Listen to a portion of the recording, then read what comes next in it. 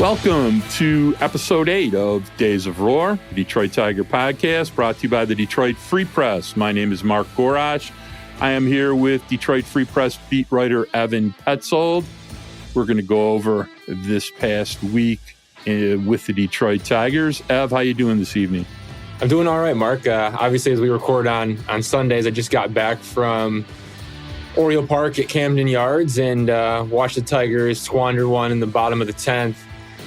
Game ended with a sac bunt from Terran Vavra, advanced the runner to third base. Adam Frazier entered as a pinch runner, the free extra inning runner on second base to start, moves up to third, wild pitch from Mason Englert, and Frazier scores to end the game. Tigers get walked off for the second time in 3 days. They get swept by the Baltimore Orioles. They lose their fourth game in a row. Things aren't looking too hot for them right now. I think we both can agree on that. We got a lot to dive into, a lot to dig into, and a lot to talk about, because there's a lot happening and not much of it's good outside of Eduardo Rodriguez. And we'll definitely talk about him as well. But how have you been, Mark? I know this has been an interesting week for you. Been pretty good, aside from going to multiple doctor's appointments and having something stuck in my ear that I tried to explain to the ear, nose, and throat doctor when I went the first time that there was something stuck in my ear. And he looked inside my ear and told me there was nothing. And 10 days later, I went to Beaumont Urgent Care at 13 in Woodward, and they pulled something out of my ear. It's good to know that the medical profession is taking good care of me, but we did eventually get there, which was pretty interesting. Solved. And problem solved. Yeah, just, I think word of the wise, if you think something's a matter, don't give in so easily, because there was something a matter, even though 3 doctors told me there wasn't. So we got that worked out. I feel a lot better. We're good to go. I'd also like to kick off the podcast with my personal apology to Jordan McKinstry. I did not think you could hit a lick, and now I'm sure that the Houston Astros are scouting you. I want to apologize to you. I want to apologize to your pets. I want to apologize to your bat. I want to apologize to your family. I'd like to apologize to your luggage. Pretty much anything that you lay hands on or touch, I want to go on record as apologizing to Zach McKinstry, 2-homer week, and you're obviously probably at the top of the pile right now for possible all-star berth. What's your thoughts about that, Ev? Yeah, I need to apologize to Zach McKinstry too. Zach, please don't go back and listen a few episodes ago when I absolutely buried you. Let's just be honest, I did. And this guy has now moved up to hitting in the 5 spot in the Tigers lineup, which I think tells you a lot about where this lineup is at right now and where this offense is at. If Zach McKinstry is hitting 5 for you, and that's not to take anything away from you, Zach, but the point is the guys around you, they ain't producing. But yeah, I mean, Zach McKinstry is hitting 256 coming out of Sunday. He's got a 797 OPS, 2 homers, a handful of doubles, and he controls the strike zone for the most part. I think his at-bats are pretty solid kind of across the board, and he's earning himself some more playing time. I know it's only 39 at-bats, only 15 games, but Zach McKinstry has been a bright spot for the Tigers, and there haven't been many bright spots. Like I mentioned, Eduardo Rodriguez is 1. The bullpen maybe is 2. Michael Lorenzen's bounce back was 3. But in terms of the offense, Zach McKinstry's on an island, man. He is on an island. Well, as long as we're going to spout a few pieces of data, we will let everybody know that number 1 on the Detroit Tigers OPS list is one Jakey Rogers at 911. Fantastic behind the plate. Fantastic. Currently leading the team with a batting average of 258 and an OBP of 395. He is just an offensive juggernaut. We don't need to discuss how well he's played defensively. So good. How he's handled pitchers. And, I for all those that keep clamoring for him to play every day, Jake Rogers is never going to play every day, but is he going to catch 100 games? Yes. Okay. By the way, Eric Haas hitting 250. Eric Haas also has a slugging percentage of 292. And if you had that in your lotto tickets for the week, you're a better man than me, because it basically says that Eric Haas has 2 extra base hits this year, both doubles, out of his 12 hits, and that is far from what we expect from Eric Haas. But let's get back a little bit to the anemic offense. A couple other things I want to bring up is, the Tigers have scored 60 runs. That's 12 runs less than the 29th best team in baseball. The level of anemic offensive play, situational hitting. Before today, they had a runners in scoring position batting average of 198. They were 2 for 19 today. So I got to think they're down below 190. And, I think they're pretty much, they're getting what they deserve about the way they're playing. I mean, just in general, we'll get back to the offense, but look, this is the major leagues. And just like we discussed in the first weekend series against Tampa, who basically are, although they are 19-3 right now, and leverage every mistake everyone's making, they leveraged every mistake the Tigers made. But you cannot play baseball the way the Tigers play baseball and expect to win baseball games. Today was a very winnable game. They should have won 1-0. Basically handed the game to the Orioles. They did not pick up a nubbed ground ball that, Chasen Shreve did not pick up. Akil Baddoo was not paying close enough attention to who was on first base for Baltimore, who arguably may be the fastest base runner in baseball. Jorge Mateo. He made a throw to the cutoff man that reminded me of, I don't even know what it reminded me of, but let's just say for a Major League Baseball player, it was embarrassing. And when you leverage it into the situation that was required, it was really embarrassing. And then, you lost the game on arguably a pass ball. You could call it a wild pitch and call it whatever you want, but the Tigers did not execute anything remotely resembling winning caliber baseball. They scored 4 runs this weekend, and they don't do things that, lead them to win baseball games. It's been going on for a very long time. You want to blame the manager? I think you're being foolish about blaming the manager. Once you're between the lines, it's the players. So, you sat and watched this for 3 days in person. You're down in the room. What's kind of the flavor of, what people are thinking in the locker room, and what's the frustration level of? First off, Mark, you're giving them too much credit. You said 4 runs this weekend. It was only 3 runs this weekend. Excuse me. But, that just speaks to how poor it is and how poor the way they're playing. 0 for 8 with runners in scoring position in Sunday's game. Weren't able to do anything with runners in scoring position in Saturday's game. Friday's game, was just as lifeless. The Tigers were doing some good things when they were beating the Giants, and they had some big walk-off hits late. And I said in the press box, I think it was after the second, or maybe it was after the second walk-off against the Giants before that third game got postponed because of the rain. I said, man, the walk-offs are great, but is that sustainable? Like, can you really beat teams just by winning on walk-offs? And then they go and they play those 2 games against Cleveland last week, and it was a 4-3 winning game 1 and a 1-0 winning game 2. And I kind of walked away from that saying, man, that almost isn't enough. You got to be beating teams, right? You got to be scoring runs, and you have to be beating teams.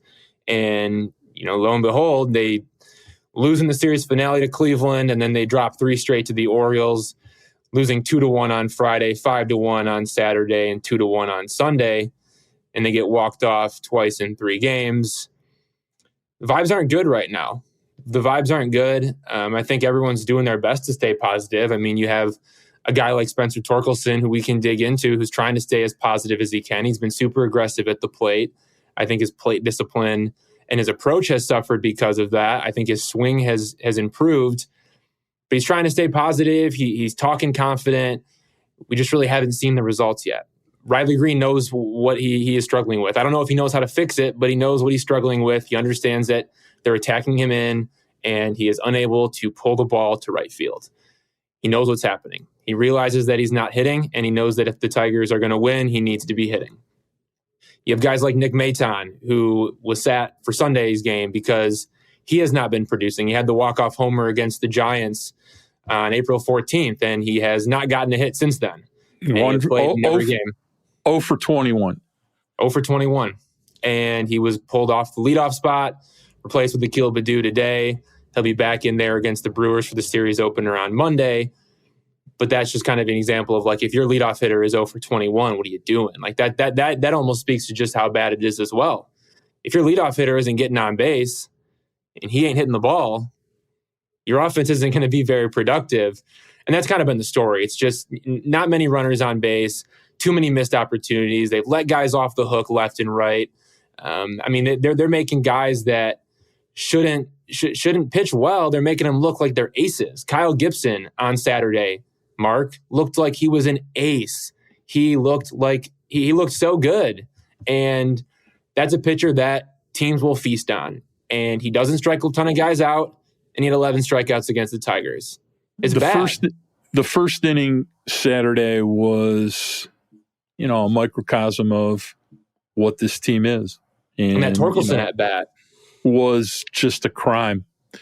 It was a crime. When you're in the major leagues and you have resources that, normal people, when you're thinking about how to play baseball, it's so much more sophisticated than anything anybody can understand.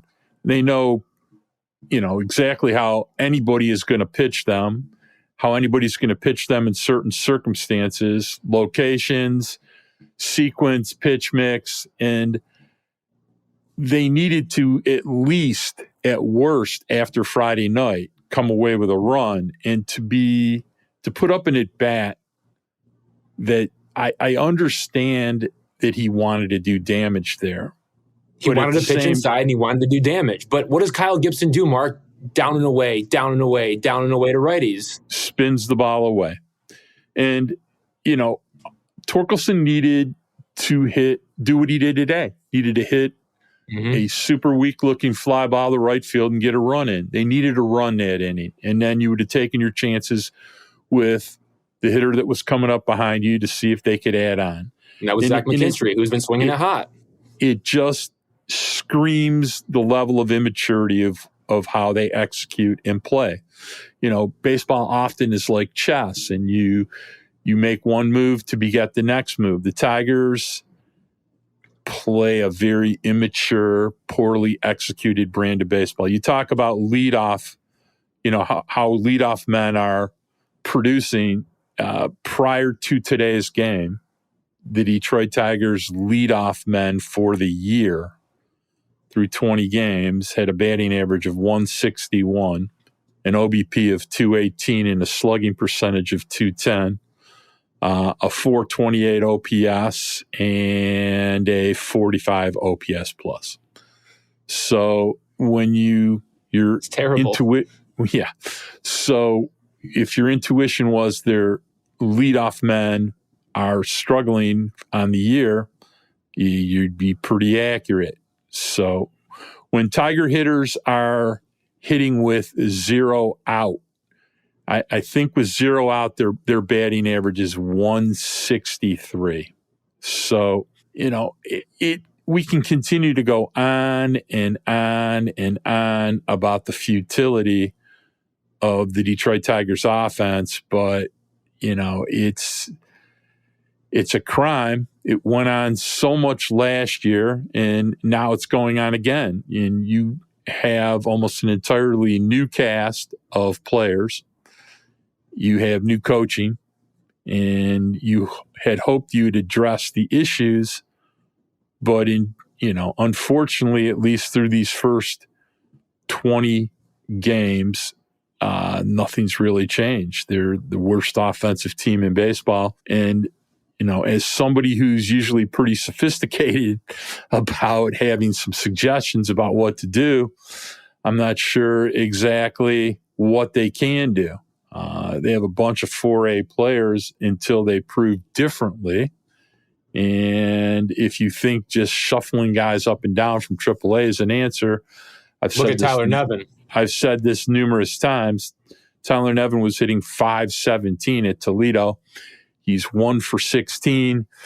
He will work the count, but progressively as time's gone on, he's hitting the ball less hard in every at bat. And obviously there's a big difference between hitting 92, 93 mile an hour fastballs in hitting zones and 95 to 97 mile an hour fastballs in hitting zones, because he's late and he's not squaring the baseball.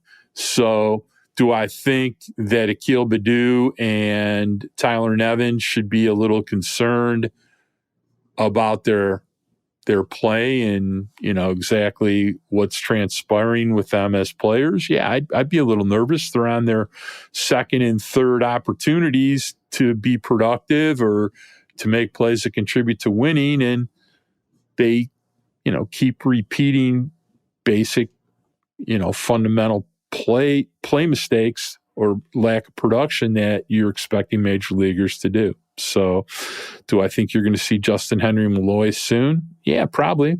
I agree. Am I excited that he'll do better than Tyler Nevin? I think you'd be foolish to think that things will be much different, because major league pitching is far more difficult than AAA pitching. Would I like to see Parker Meadows up here soon? Am I happy he's gotten hits off left-handed pitchers, three hits the last 2 days? Absolutely. Do I think he'd get eaten alive the way he's swinging in Toledo right now if they brought him up? Absolutely. I think it'd be a mistake to bring him up. So, if you're waiting for the shuttle of players to come and save us, I don't think anybody's coming to save everybody. Do I think some people are going to get some opportunities? Yeah, I do. I think they're going to get some opportunities pretty quickly, but, unless players up here start playing better, you're going to keep getting what you're getting, and you're looking at a team that's going to struggle to win 60 games the way they're playing. And that's what's frustrating is what else can you do, right? If you're AJ Hinch, what else can you do? I mean, this is the roster that you were given. These are the players that you were given, and it ultimately comes down to what the players do on the field. I mean, there's only so much that AJ can do. There's only so much that his coaching staff can do. I mean, look, I don't know. It's a really hard question to answer. And shuffling players, obviously, isn't the secret formula to success. Maybe you have a guy come up, and it seems like this never happens to the Tigers, but maybe someone gets hot for a minute and sparks some life into the team, and maybe gets them rolling a little bit. But I don't think that one guy is going to be enough to cure the deficiencies up and down this lineup. There are problems everywhere. Javier Baez, who missed Sunday's game with a swollen, middle finger on his left hand because he slid into first base and kind of bent it backwards in Saturday's game. Javier Baez is hitting .203 with a 500 OPS. He still hasn't hit a home run yet, Mark.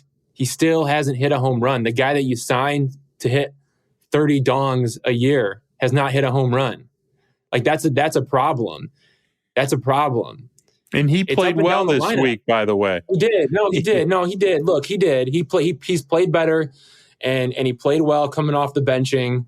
Most definitely, he worked some walks surprisingly, and had a clutch hit in one of the games, and putting up better at bats, not swinging as much outside of the strike zone. All good things, but when you get a mistake, you have to pound it. You have to take it and you have to put it over the wall. Spencer Torkelson has talked about that too. I mean, I really want to dive into what he's doing. I think there's positives and negatives to look at, but he's talked about, you got to hit mistakes. You got to hit mistakes. We only got a couple mistakes against Kyle Gibson, and we just didn't hit him. Well, you got to hit him. It's the big leagues. You're not going to get a lot of mistakes, but when you do, you got to hit him. And isn't that what separates, isn't that what separates AAA from the big leagues, from good to great, from bad to good? I mean, all those kind of separators, isn't it your ability to hit those mistakes and how often you can do it as a hitter? Isn't that what it's about?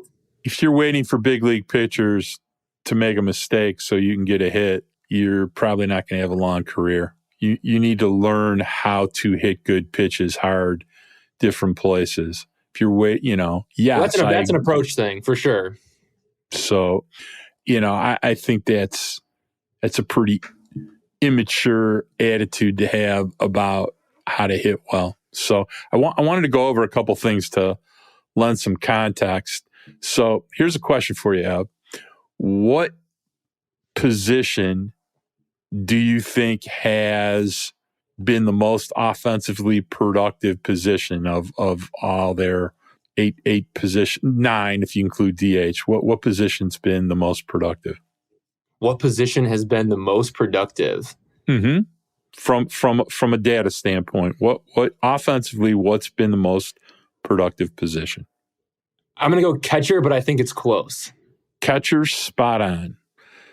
Catchers are hitting 250 collectively, 250, 324, 391, 715 OPS, 111 OPS plus. So 11% better than league average. It is the only position that is above league average for the Tigers. Let's go over a couple other positions. First base, 608 OPS, 59 OPS plus.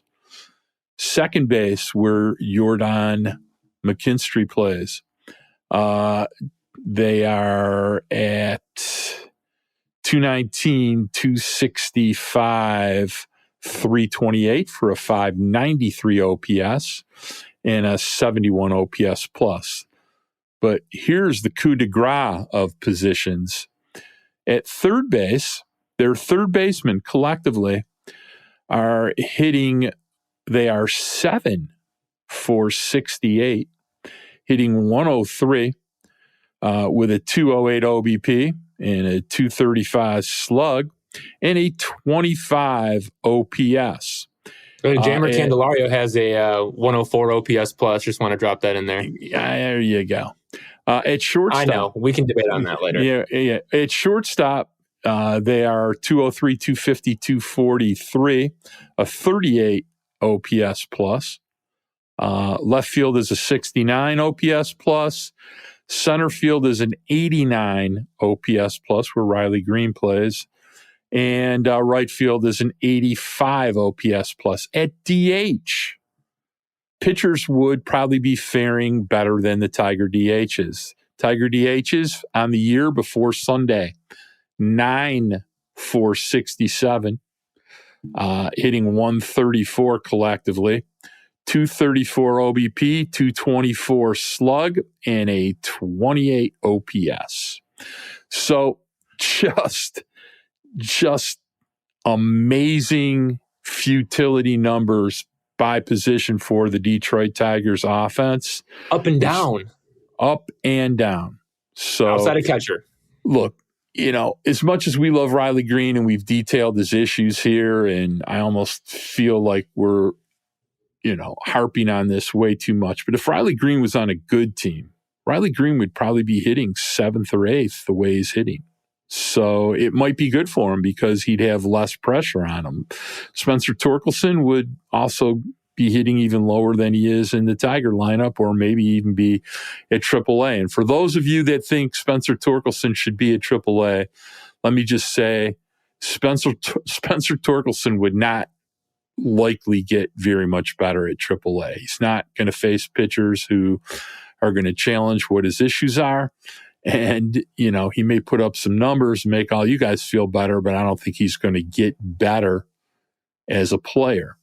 But, the Tigers are futile. I don't know if they need a seance. I don't know if they need somebody to burn incense. I'm not really sure what to do anymore. But this has now been going on for 182 games, if we include last year. And they've changed hitting coaches. They've changed players. The only thing they haven't changed is the owner. And the last time I looked, the owner didn't know how to hit. So I'm not exactly sure what to suggest to improve the circumstances. And it really makes watching baseball not very fun. Are you? It's not too much fun watching them score 3 runs in a weekend, is it? What if they're just not that good? I mean, what if Spencer Torkelson just isn't that good? What if Riley Green just isn't that good? I mean, these guys can be good players. We've seen their tools in small samples, and we've seen spurts of it. But neither of those guys have really put together games where they've been really good consistently over and over and over, and you feel really good about their at-bats every time they step up to the box. I know a lot of the season kind of, depends on what those guys are going to do. That's your future. Those are guys that you drafted to be cornerstones. I mean, look, it's a 1-1 pick and a 1-5 pick. But what if those guys just aren't that good? What if Javi Baez just isn't very good anymore? And it's kind of at this point now where his career kind of goes downhill from here. What if we never see Austin Meadows again? Well, and what if Kerry Carpenter is the best thing you got going for you right now, and he's been struggling recently? Like, what if that's just the reality of the situation, Mark? Because you're right. Not only is it this year, it was last year too, and it was a lot of the same players having a lot of the same issues. Yeah, I have an answer on this, but I want to take a break, and we'll be back in a second.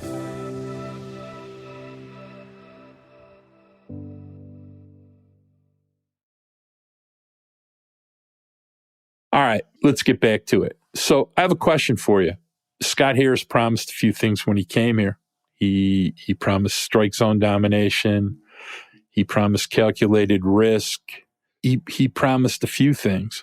But so far, you have a new staff, and as far as hitting goes, pitching-wise, pretty much the same staff except for Robin London. Let's tip our hat, and we're going to come back to it in a second.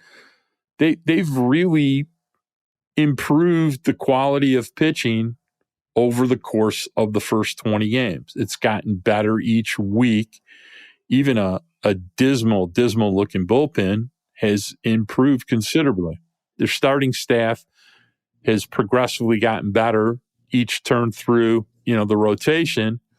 So hats off to those guys. They always seem to be able to make, chicken soup out of chicken scratch. And I'm so mad that I don't get to swear anymore.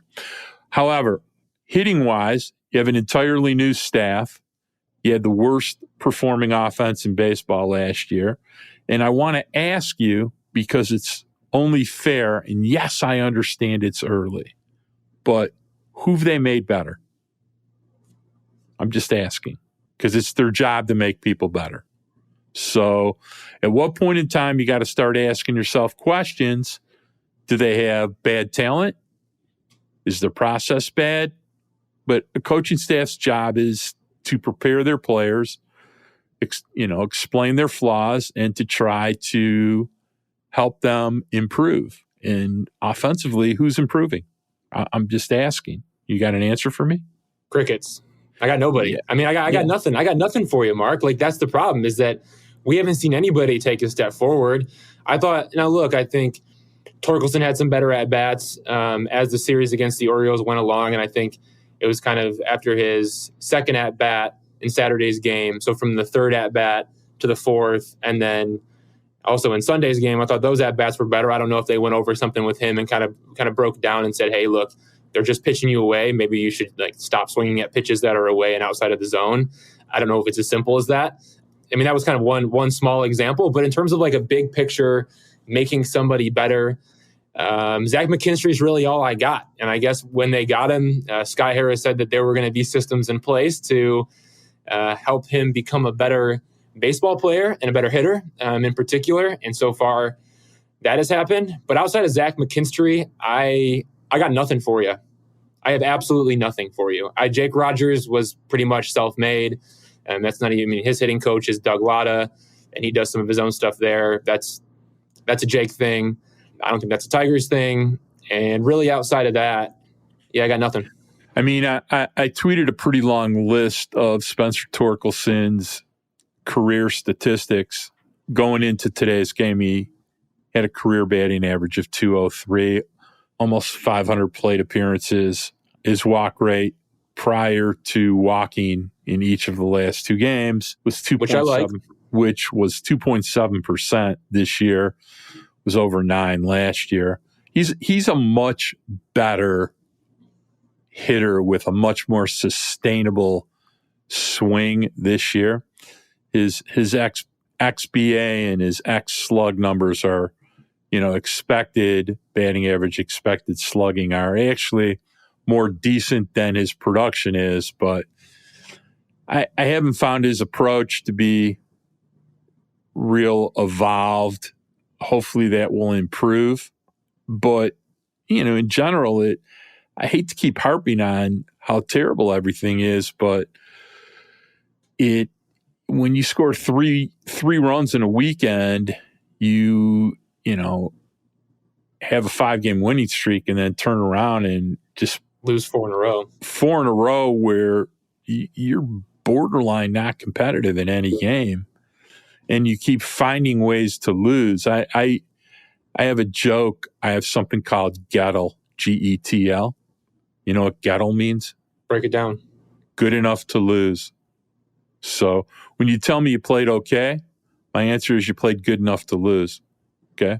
So I'd rather play sloppy and win than good enough to lose. And the Tigers keep finding ways to lose. They keep wasting. You had somebody that retired the first 20 hitters today. You lost.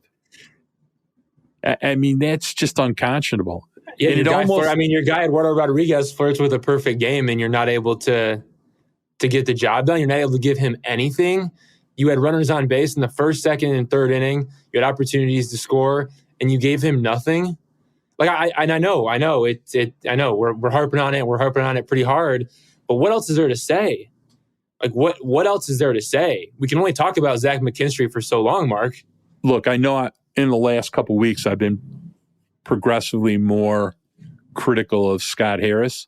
But look, getting rid of 19 players on your 40-man, if you know a little bit about baseball and you know about the caliber of players that were on their 40, almost any reasonably intelligent baseball analyst could have figured out 15 guys to blow off the Tigers 40. I mean, it didn't take a genius. I admire the fact he did it, but it didn't take a genius to do it. The proof, the real strategy, the real talent evaluation, the real acumen was in building a roster that might have some surprises of productivity, maybe some things that people had overlooked. Maybe you saw a guy that had a skill like Tampa does 5 times a year that hadn't been emphasized enough, and you learned how to play him against the right pitching or pitch him against or emphasize a specific pitch and get productivity that other teams didn't because they didn't use them correctly. But who have they done that with? But that's what they tried to do, though. That's what they tried to do with Nick Maton and Matt Vierling. It's the problem is that the success rate is no good. That's part of my point, which is, look, I'm not mad that they didn't sign Heimer Candelario. I wouldn't have signed him for that much money in a walk year either. And, to be honest with you, Heimer's doing okay, but his barrel rate's down and he's not walking. And no, he's not.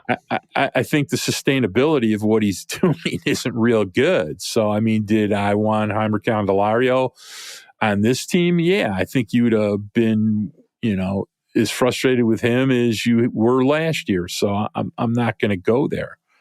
My point is, who are they making better? Who did he add to the team that makes them better? And I ask that. And the other question I have, it's you're 20 games in.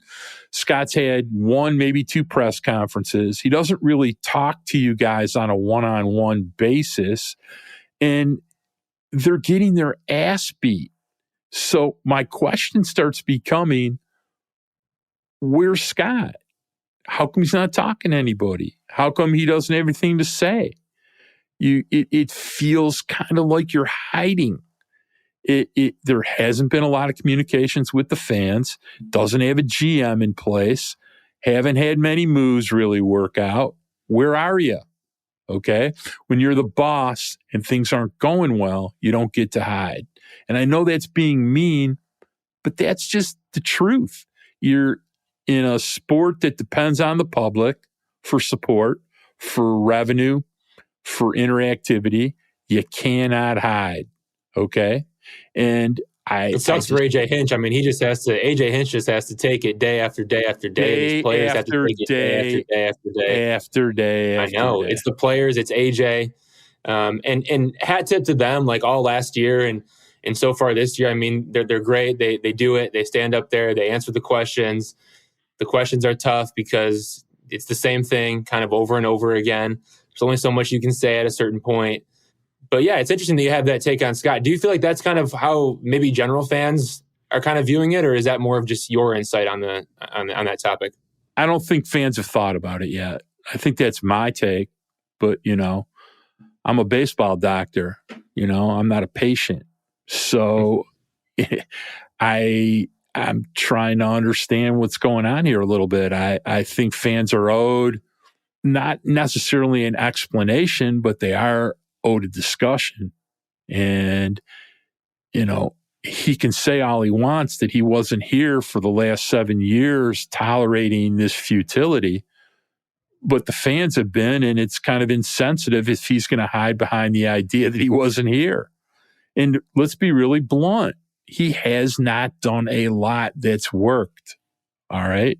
He turned over 19 spaces on the 40.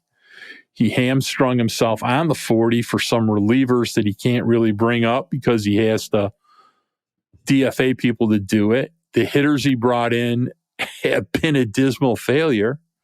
So you tell me. Well, Mark, it's been 20 games though, and I get it. I mean, for me, honestly, a 7-13 record after 20 games is somewhat impressive, actually, with this roster. And I think that's where I kind of, early in the pod talked about the walk-offs, and you're not always going to get those breaks. So I think this is just an easily a 5-win team. But I disagree with that, Ev. Here's why: is Cleveland any good right now? Is Boston any good right now? Good point. Is San Francisco any good? Nope. Did you see anything from Baltimore that, although they have a lot of interesting, talented players, I think Gunnar Henderson hit the ball hard once this weekend. Baltimore wasn't anything insurmountable this weekend, were they? And no, and their pitchers too. I mean, their pitchers gave the Tigers so many opportunities to score, and the Tigers just did nothing with those opportunities. So the idea that there were opportunities for the Tigers to score 5 runs in every game, to be completely honest, outside of the one game where they had the 2 hits. But so the idea that we should feel fortunate that they're 7-13, I mean, they're not playing real good teams, or teams that are better than this, that they're not playing very well right now.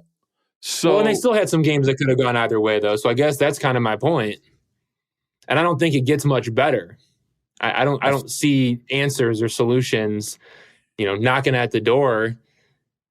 Justin Henry Malloy is only one guy. Parker Meadows is only one guy, and we've done this over and over and over again, have we not? And Cole Keith is only one guy. But my answer is, I have seen the enemy, and the enemy is me. Okay, it's the Detroit Tigers. We didn't expect them to compete for a playoff spot, but I hoped that they would be feistier, that they would play a major league caliber brand of baseball, that their execution would be better, and that What was Scott Harris's goal in spring training? It was to play competitive baseball as deep into the season as possible. Well, it's April 23rd. It's April 23rd. Right. Are we playing? How deep into the season? I mean, look, the only positive spin I can put on this right now is, once upon a time, there was a manager named AJ Hinch. And 2 seasons ago, after 33 games, the Detroit Tigers were 9-24. And all of a sudden, they started playing a scrappier brand of baseball. And they finished the season 68-61. So is there time to turn it around? Hell yeah. Absolutely. I'm not sure if they have better players than that team. They might. They got a lot of players that we've been led to believe are young and have upside and are feeling their way. But it's show me, don't tell me. Show me, don't tell me. So, do we sound frustrated and mean tonight? They're 7-13 and they've scored 60 runs. When do you expect us to be nice to them? About what? Okay. It's come on. I know, from time to time, listen, I hope that players are not listening to us this week. I wouldn't want to listen. Okay. Because what would you expect? We're not doing our job if we're not discussing this. All right. And who's culpable? Everybody's culpable. The funny thing is that you would think if a team was this bad, you would yell and scream about the manager. The manager's the last person I'm mad at right now. The manager and the pitching coaches. Everybody else, they've been bad. They're not like, besides Jakey Rogers, in 1 week of Jordan McKinstry, who's been good? I'm not hearing an answer because the answer is nobody. Okay? Not on the offense. Not on the offense. Their pitchers. We do need to get into the pitching, though. We do. Yeah, let's talk a little bit about it. So we don't need to get too deep into Eduardo Rodriguez because, he's been great. You know what? Let's take a break and we're going to come back and talk about pitching. We need to get you a drink of water.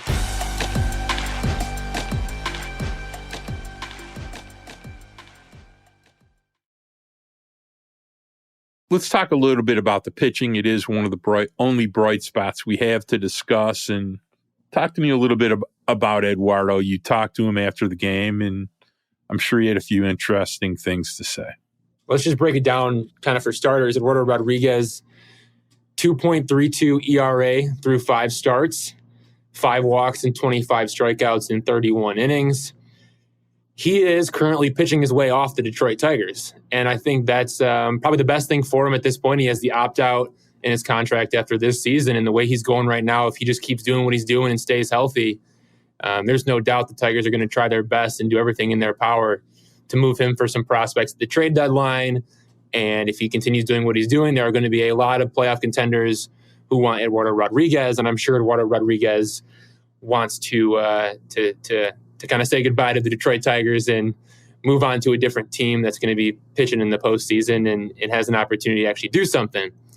And he's been great. He has been fantastic. He has not gotten a lot of run support, but he has handled that with class. I do commend him for that. I think it would be pretty easy in his position. Look, when you take a perfect game into the 7th inning and you give it up with 2 outs in the 7th and the score is still 0-0, it wouldn't be hard to kind of dog on your teammates for giving you no run support.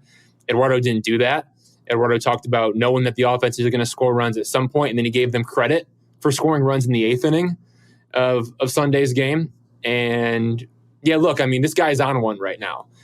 He had his best start of his career, he said, on Sunday. He also pitched extremely well against the Cleveland Guardians in the doubleheader. And in that game, it was 8 scoreless innings, completing the 8th inning for just the 4th time in his career, 4 hits, 0 walks, 10 strikeouts. And he was just as good, if not better, today against the Baltimore Orioles.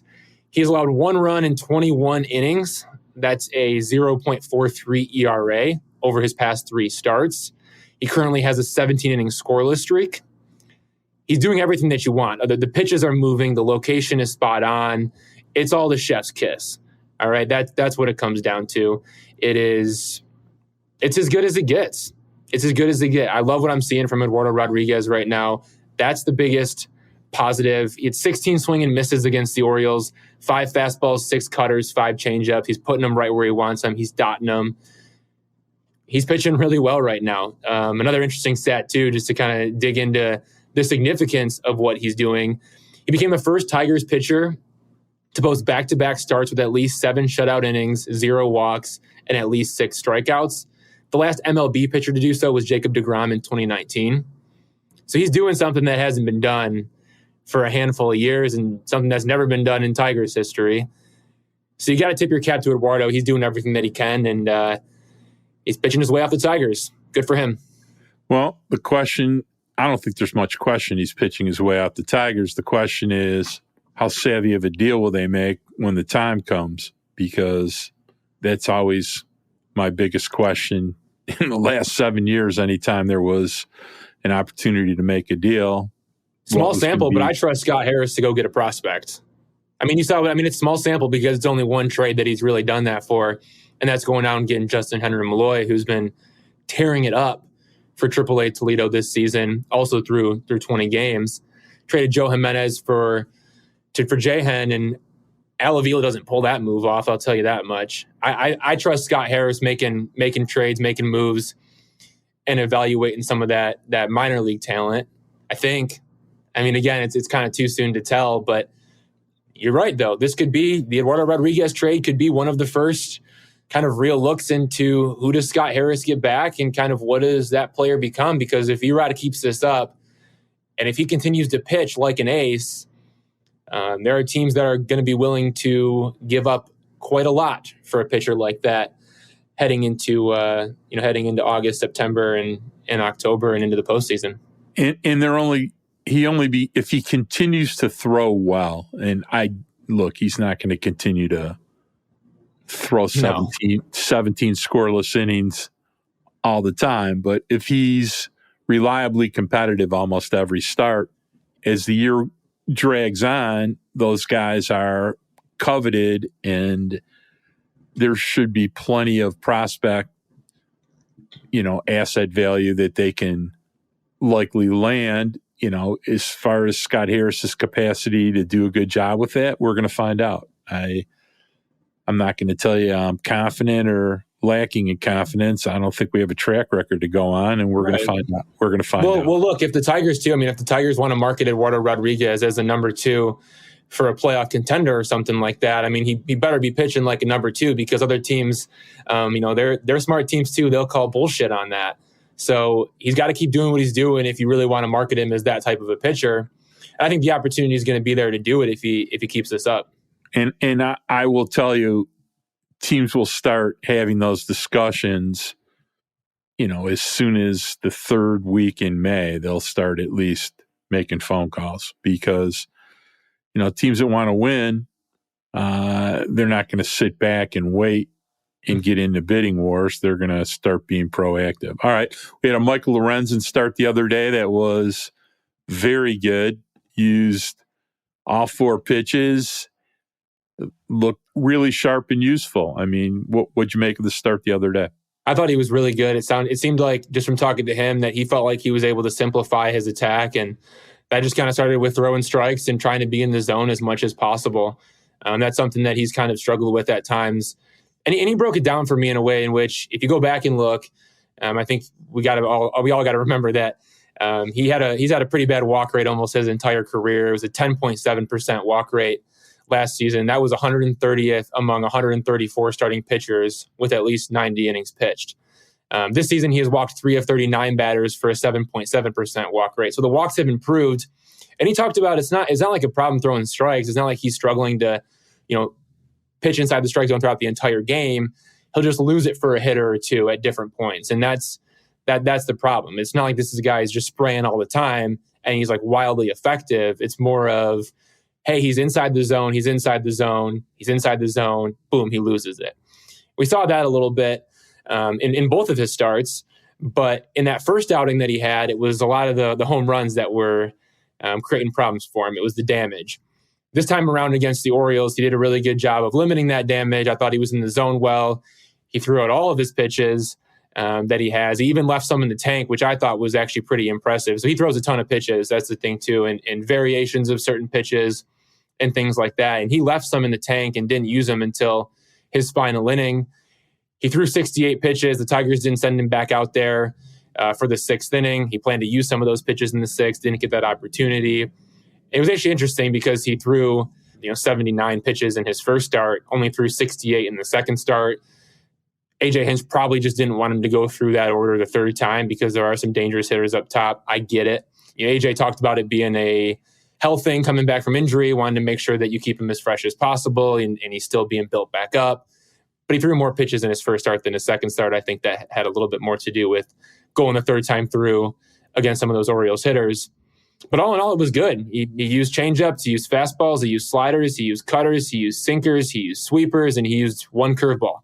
So he tossed everything out there, and it was as fresh and as good as we've seen him. Fastball was up to 97.5. All good things. Cutter was really good.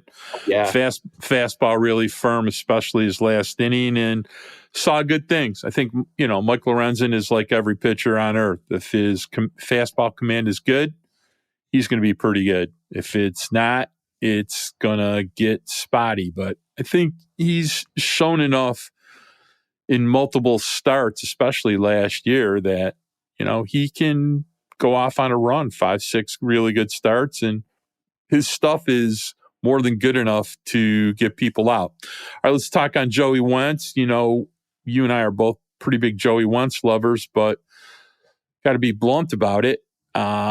As great as his stuff looked, and Mark Gorash was DMing Evan Petzold after the first 6 hitters because holy smokes was he good for the first 6 hitters. Everything was working. Everything working. And people think the balk created some issues for him. I didn't necessarily agree with that. I asked him about it. He said no, because he came back with the punch out right after that. And he was getting ahead of guys, but just couldn't make that big pitch. And the inning got away from him. Weirdly, his fastball normally a very good pitch for him. And the game that he really struggled, he had almost no fastball command. And yesterday, his fastball command really started to degrade, and he seemed a little reluctant to throw it. His changeup was absolutely filthy.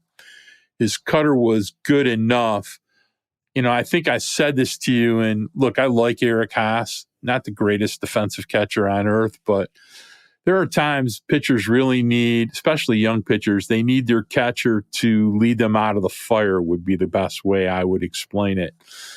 And in Wentz's really tough inning yesterday, he needed Eric Haas to lead him out of the fire. And how they ended up throwing fastball to Ramon Urias in that spot was just a puzzle to me. And I give Eric Haas as much, responsibility for what happened to Joey Wentz as I do Joey Wentz. You just couldn't throw that pitch there. Well, I think even the Adley Rutschman at bat too, though, and that's what put the Orioles up 1-0. That was a good pitch with a bad outcome. I know, you're right, but again, to go fastball to Adley Rutschman there in a 1-2 count, I understand what you're trying to do. You want to go up. He was able to battle it off. He didn't hit the ball hard. He got just enough of it. But I don't know. Is that the right call? You think so? Maybe. I think he hit the ball like 74 miles an hour. He didn't hit it hard at all. Right. He flipped it over the infield. I mean, would I have liked to seen him get it down more? Yeah. I mean, listen, Joey Wentz was not blameless in what occurred yesterday, to say the least. But I just think that his stuff was better than the outcome, and I still want to see how Joey Wentz can do. If he can be tough mentally and get through these mistakes, it shows how difficult it is to be successful in the major leagues. And, it's a very fine line between success and failure, but his stuff is very good. And when you're building a team, I think he's the type of arm you need to give opportunity to. So we'll see what happens. He's going to have to get more people out, though. These starts have been short lately. It's not something that makes your manager real happy. So, hopefully he gets at least a little more length and has a little bit more success. You got Matthew Boyd going tomorrow against Milwaukee. He's been solid for his first 3 starts. Got another one coming tomorrow. I'll be interested to see, how he does. Milwaukee's, I think, 15-7. Very good baseball team, starting to get beset by injuries a little bit. Really, really tough at home. What do you think about going in, to play the Brewers, who are a very good baseball team? Yeah, they're playing good ball right now. It's going to be Matthew Boyd on Monday, Spencer Turnbull on Tuesday, and then Michael Lorenzen on Wednesday. And those are the 3 pitchers for that series before the Tigers get back to Comerica Park. I do want to say on Joey Wentz, I love his stuff. The problem, in my opinion, and this kind of dates back to some of his earlier outings as well, but first, it's 16 2/3 innings in 4 starts, like you mentioned, but it's also 8 walks in 16 2/3 innings, that's got to be cleaned up. If you can eliminate some of those walks, that would be nice to see. I think Matthew Boyd, though, is kind of in the same boat where it's 14 innings and 3 starts so far, 9 walks and 11 strikeouts. Somebody that obviously can be a strikeout pitcher, needs to limit the damage, but also just needs to throw strikes and needs to not nibble. The problem is when you nibble and you're around the zone and you aren't trusting your stuff in the zone, you aren't just attacking guys, you're going to put runners on base and you're going to get burned by that.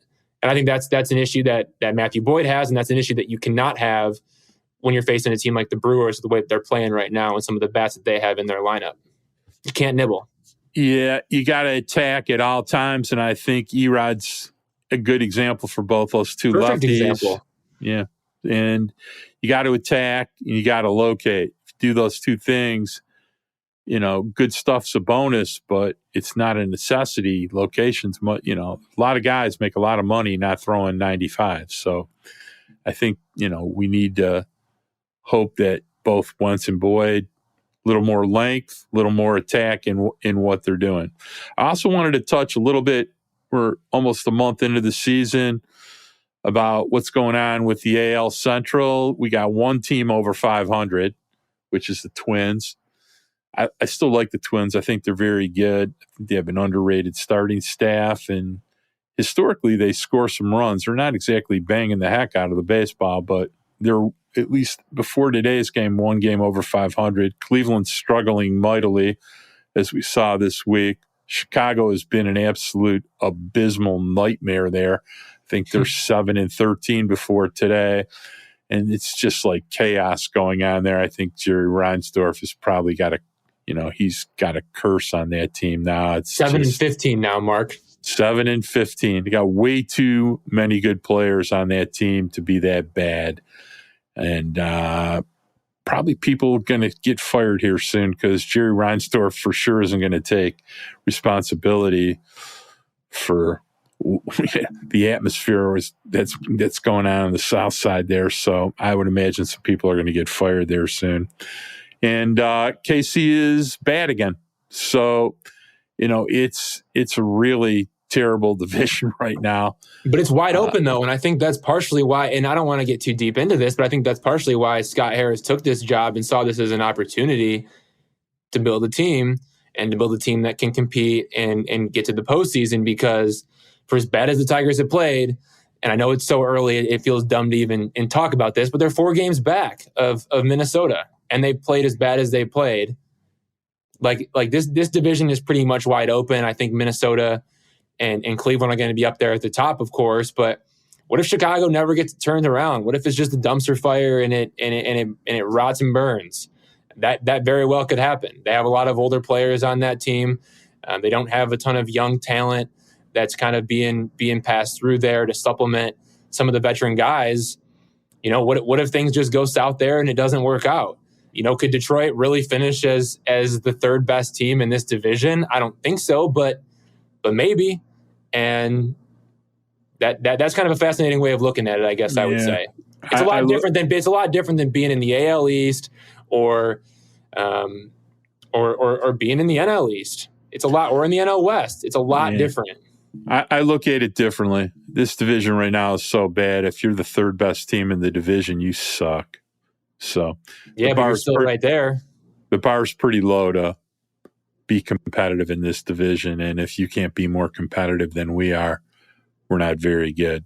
I want to give a shout out, at least acknowledge a few things. A few guys had some pretty big weeks in the minor leagues. Colt Keith, I don't know if he made it out the entire week. I think he was, felt like he was about 14 for 17.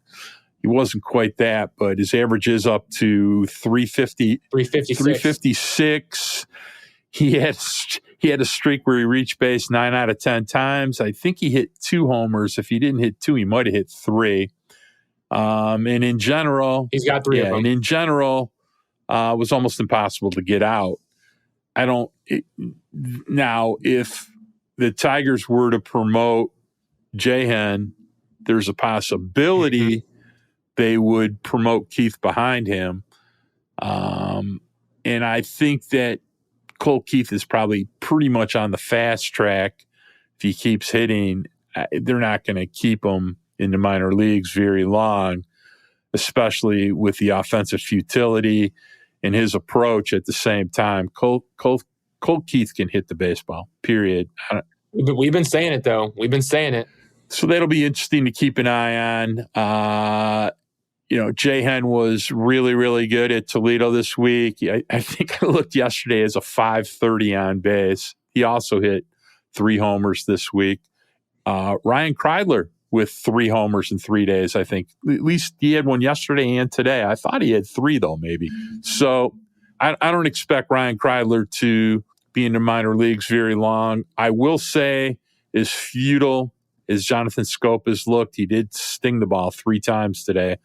So they're going to buy him a few more days here. But if I were Jonathan Scope, I would try to reach base a few times here soon, or, your time as a Detroit Tiger will be coming to an end quickly. But yeah, in the minor, as far as pitching performances, Wilmer Flores had 4 scoreless. I watched a breakout of Ty Madden yesterday.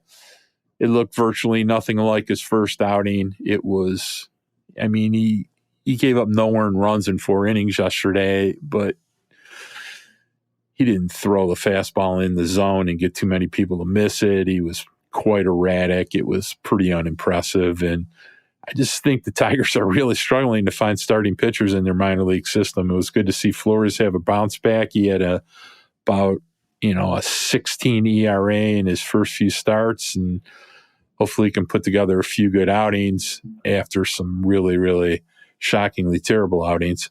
But, in the minor leagues, guys you're expecting to do well are doing pretty well, and I'm going to assume we're going to see a few of them here pretty soon. Would you not agree?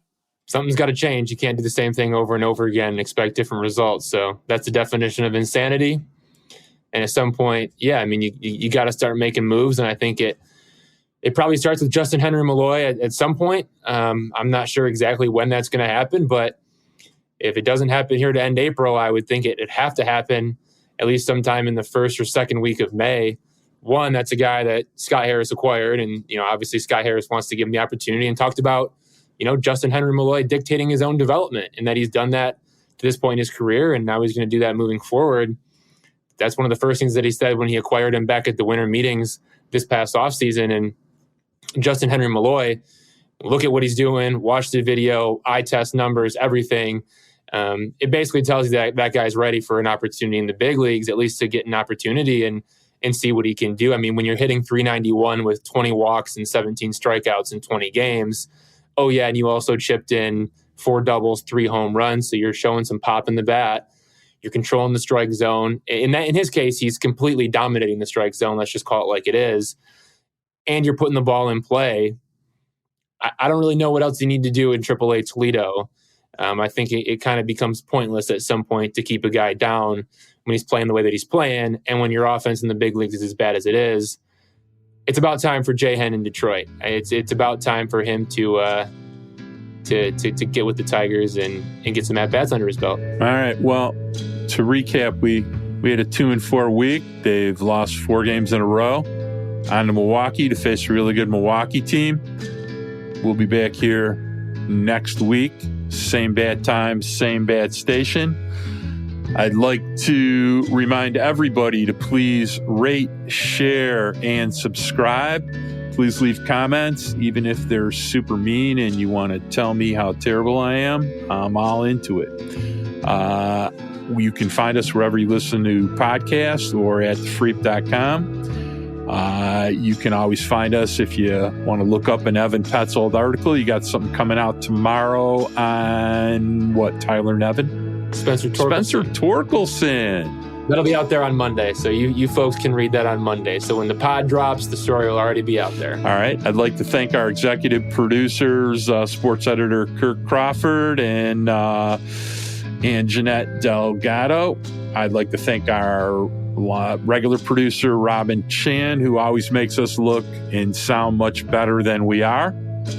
I'd also, as usual, like to thank my beautiful grandson, Braden Michael Gorash. I'd like to thank Savannah. And once again, Take a look at Tiger Minor League Report. I started a little something there. Start paying attention. These guys are traveling the country. They could use a little help. Did a little something for them. And I want to say, hopefully we'll have a better week next week than we had this week. I hope everybody stays safe, and peace.